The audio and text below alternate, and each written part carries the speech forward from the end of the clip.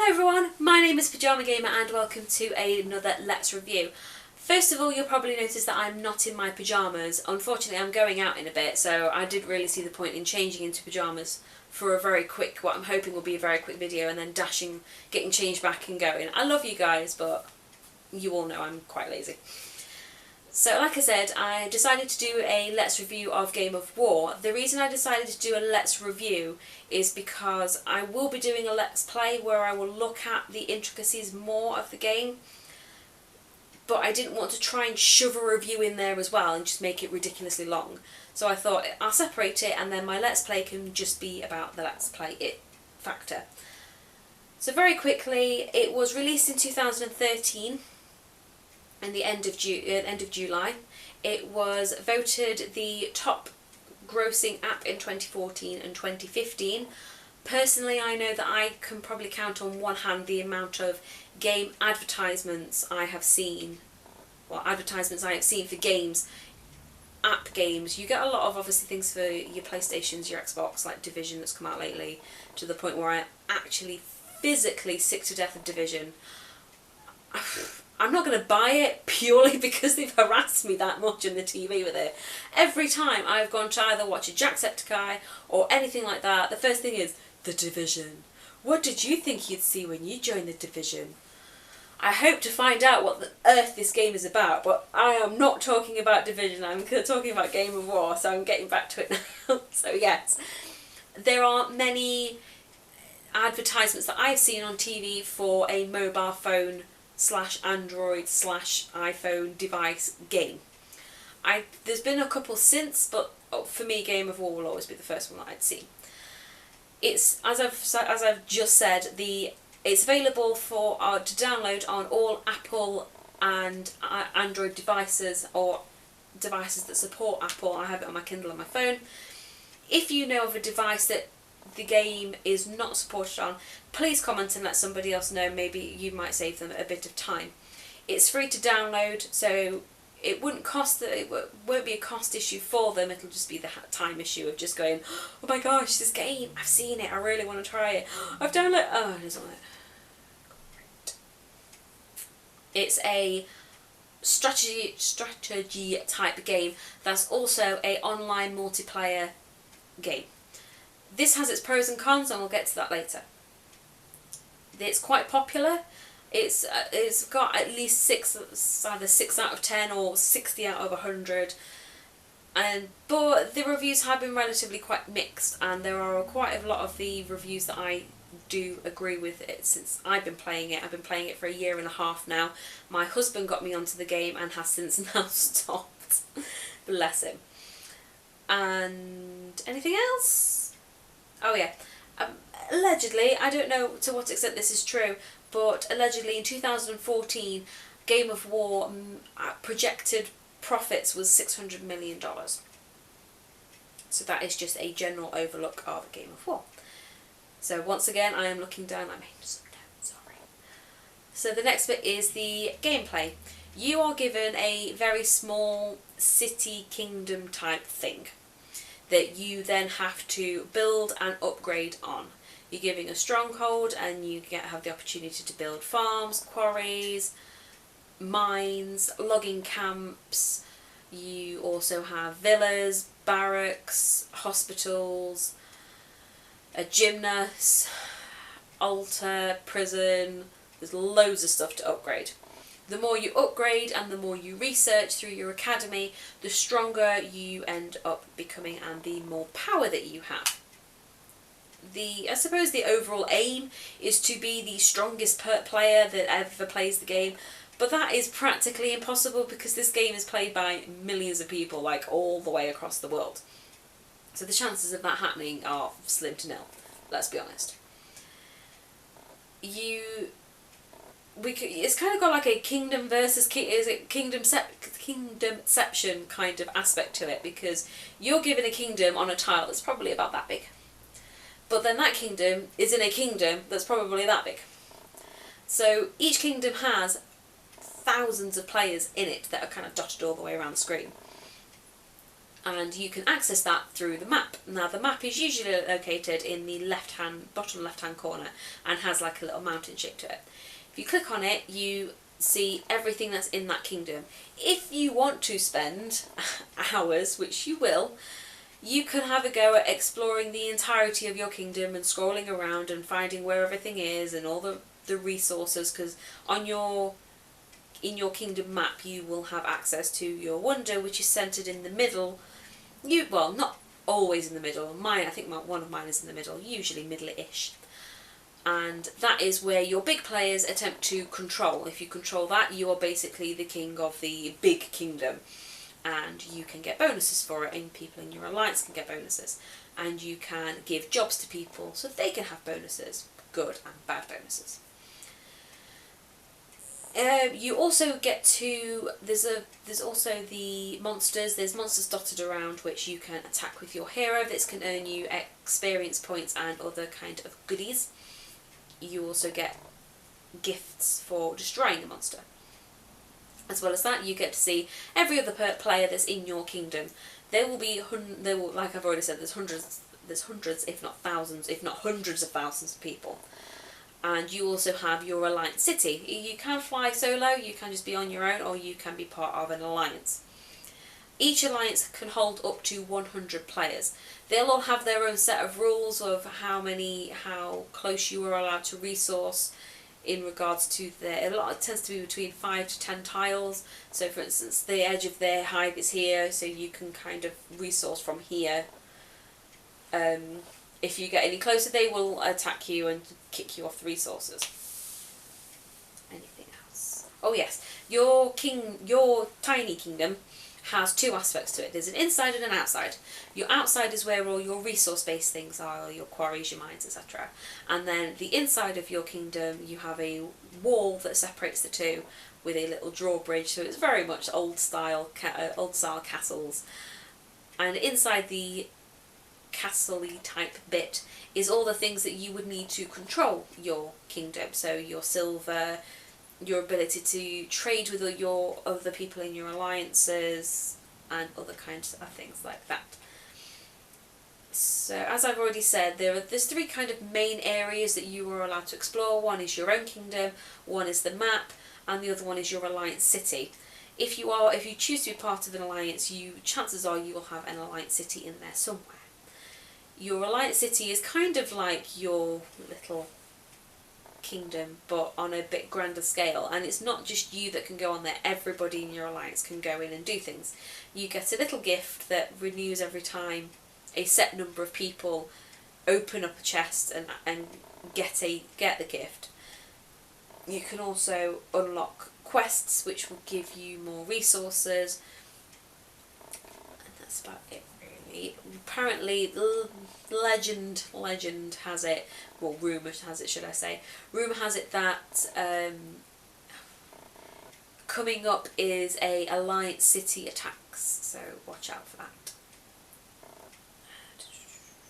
Is that everything? Yes, it is. Yay! So moving on to the things that I like about the game. As mentioned on Secret Society, I like free games. I like to download it because it is free, because I find that with apps for games, it can be very tricky. You can spend a lot of money on an app and then turn out that you don't like it. With a game, if you do buy it and you don't like it, there's always something else you can do. You can give it to a friend, you can sell it on, there's always something to do with it.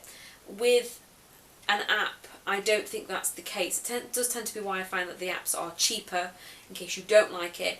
But if you spent a certain amount of money on an app, you want to know that you're going to like it. Sorry. Another aspect that I like about it is seeing your city kingdom develop, because when you first build things, you can upgrade your buildings 21 times, and each time you upgrade it, something will change. It might be very small, you might not notice it, you might have two next to each other and just go, no, I'm not seeing it, but there will be something that changes. Some of them are a bit more noticeable, and it's really nice to see that evolve from this little tiny farm into something a lot bigger. I like that. I like to see the differences, and looking back and thinking about when I first played Game of War and what my kingdom looked like to what it now looks like. It's really cool. And the last thing that I like about the game is playing with other people. As I've already said, there will be an aspect that I don't like when it comes to playing with other people, but the things that I do like is that other people, it's nice to chat to people, to see about their lives, see how they're doing. They can give you resources and speed ups to help you out. You can give resources and speed ups to help them out. It's very much a family kind of mentality. Certain alliances, I know both of my alliances are. So that can be really nice. They'll have your back if you get attacked. All you need to do is go to your stronger players and say, I've just been attacked by such and such, and with any luck they can go and do something about it. So it's a bit like a friends, and I quite like that. That's one of the things that I like. Some of the people I have met through some of my old alliances, I now have as friends on Facebook. They're not mass murderers, I hope. Worried myself now. So moving on to things that I don't like. And seeing as I started with the things that I do like about other people, I will continue on the other end of the spectrum. Other players can be very aggressive, particularly the bigger players who have spent an awful lot of money on the game. They clearly want to keep the power that their money has earned them. Which means, as you are a small kingdom, if you're not spending money, it means you are very susceptible to attacks a lot of the time. If you don't spend money as well, it can take you a lot of time to recoup the progress. You can spend months getting a humongous chunk of progress and get really happy with yourself, and then an attack comes and it wipes it all away. There's a certain amount of power that can't be touched by attacks. Building power, quest power, hero level up power, and research power cannot be touched by an attack. That's one of the reasons that I try and keep to that aspect of it, so it doesn't really matter if I'm attacked, it's fine.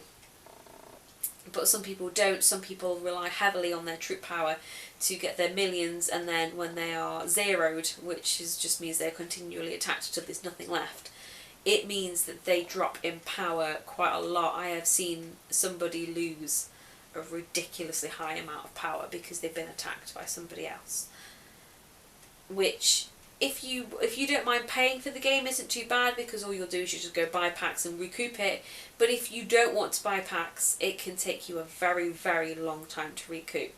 For instance, last week my shield dropped, I was not aware, and I was attacked and I was wiped out. I lost 4.5 million in power.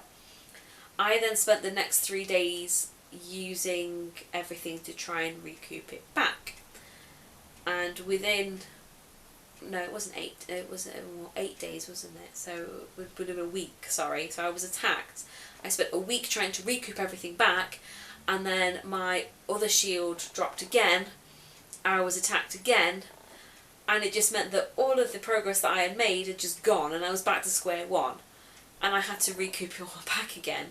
So it can be very monotonous if you are not careful, which then feeds into another aspect which irks me,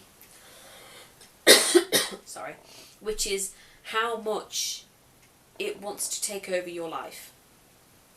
I have seen so many people who have left Game of War purely because life, and I quote, life has got in the way. If you're not careful, this game will demand an awful lot of your time, because everything is time-based. Your troops, your traps, buildings, research, anything like that all requires time. All requires your time to go in and to change it. Your P shield is on time, which isn't too bad if you stick a 30-day shield on like I tend to do. But if you're running 8 hours by 8 hours, you are constantly clock watching, going, my shield's going to run out soon, my shield's going to run out soon, my shield's going to run out soon. And it's a game.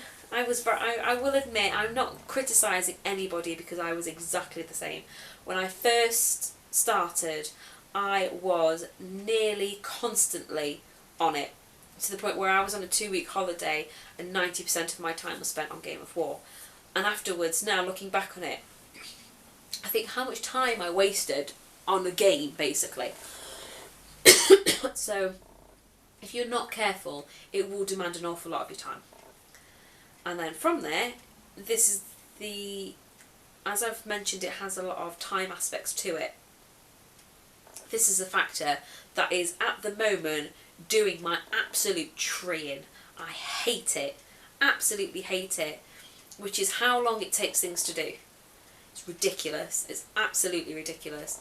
I'm currently on a research that's taking 34 days.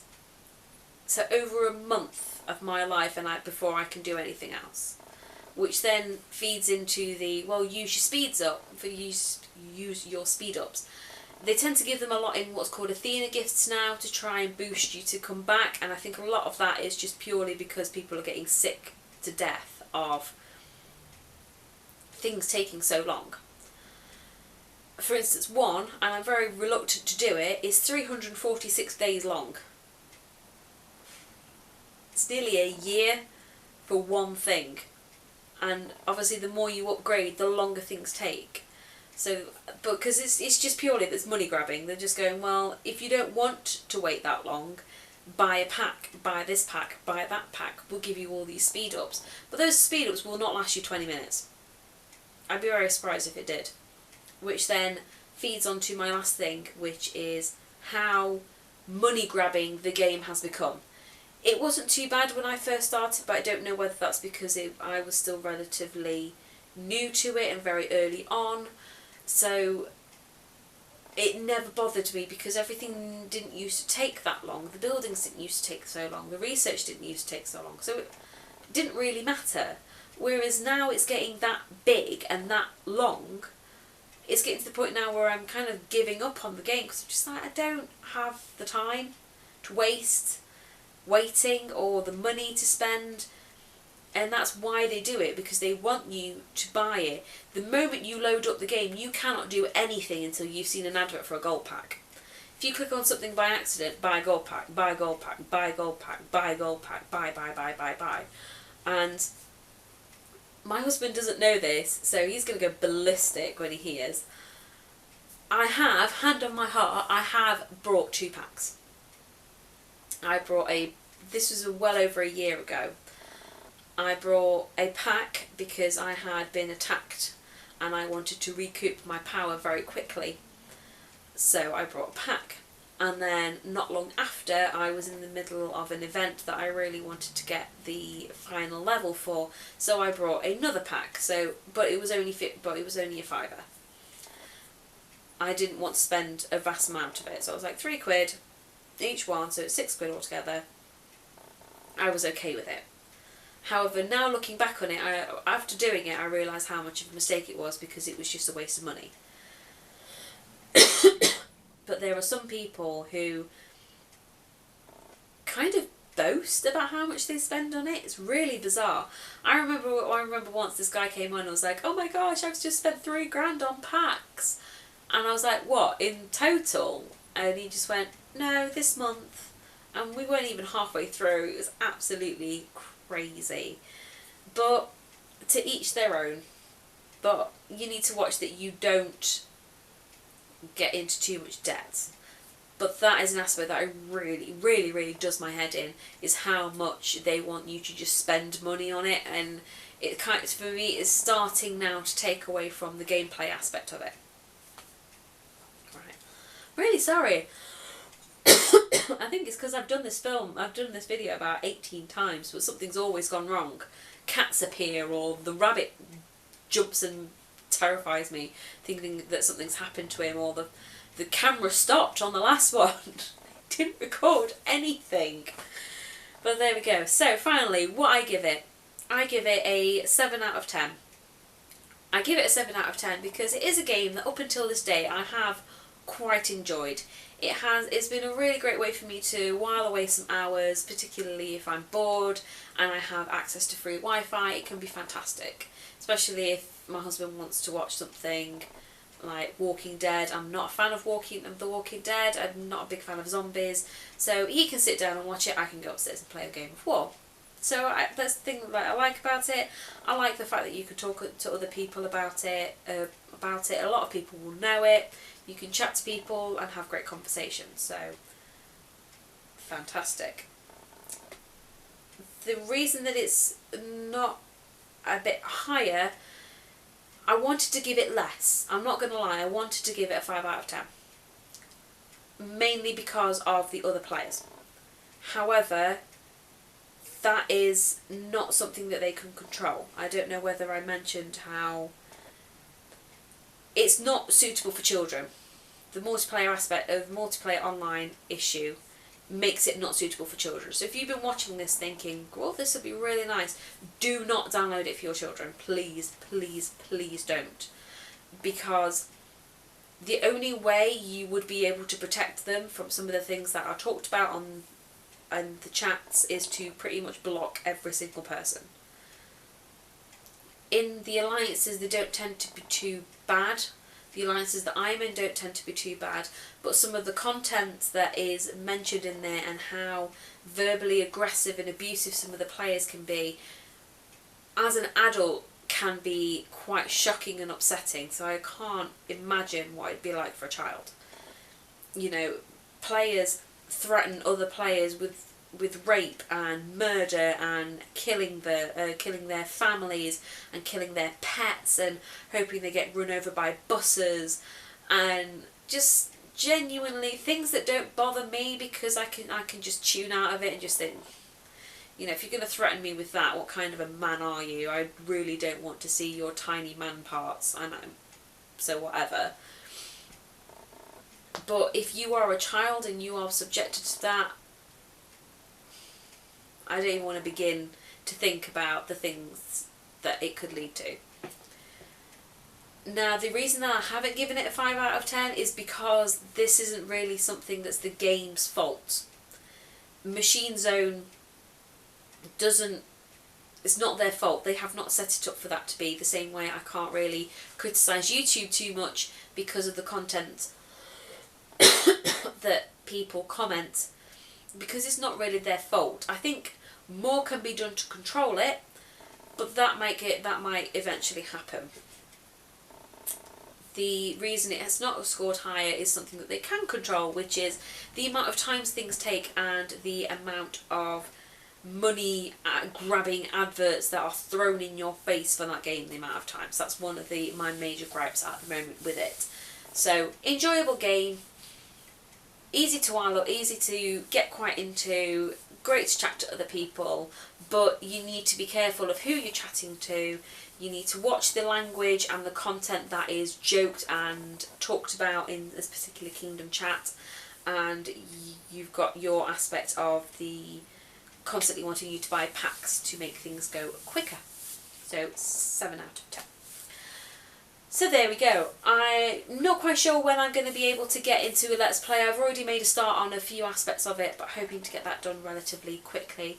So until then, I will see you all in the next video. If you liked it, hit like and subscribe for a few more updates. I'm really looking forward to doing my first video with the screen record and having my camera here to record me at the same time. So I'm really looking forward to it. So goodbye everybody, and see you all in the next video. Bye!